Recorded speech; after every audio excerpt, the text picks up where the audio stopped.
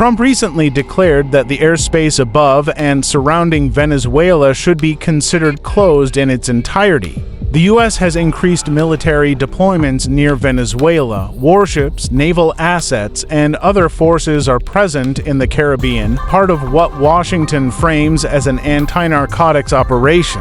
Also recently, the U.S. has conducted maritime strikes on vessels alleged to be drug smuggling boats with dozens of fatalities.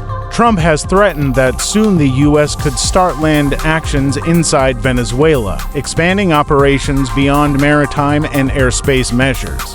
What this could lead to, but is not yet a war.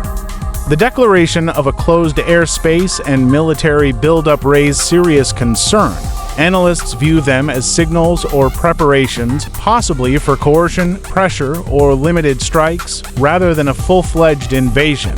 The actions so far, airspace closure, strikes on boats, threats fall short of formal war. There has been no declared invasion, no public order for a ground offensive, and no widespread armed confrontation inside Venezuelan territory.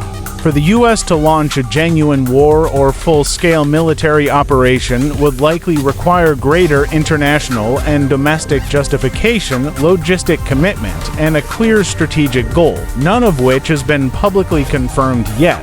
What's the most likely near-term scenario? Given what we know, the likeliest path, unless things change, is heightened coercion, pressure, possibly limited strikes or a no-fly, no-access blockade combined with diplomatic and economic pressure. That is, a tense standoff or limited conflict, not yet a full war. What to watch closely now: potential triggers that could escalate into war.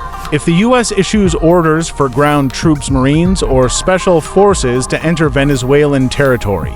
Public U.S. statements announcing air or ground strikes or enforcement of a no-fly, no-access zone. Significant Venezuelan retaliation or mobilization, military mobilization, militias being activated, or foreign allies intervening. Shifts in international reactions, UN condemnation, regional geopolitical realignments, or diplomatic breakdowns.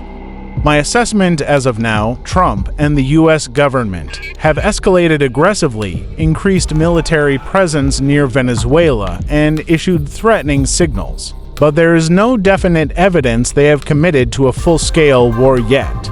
Instead, they seem to be applying pressure, trying to coerce or destabilize, possibly as a prelude to further action.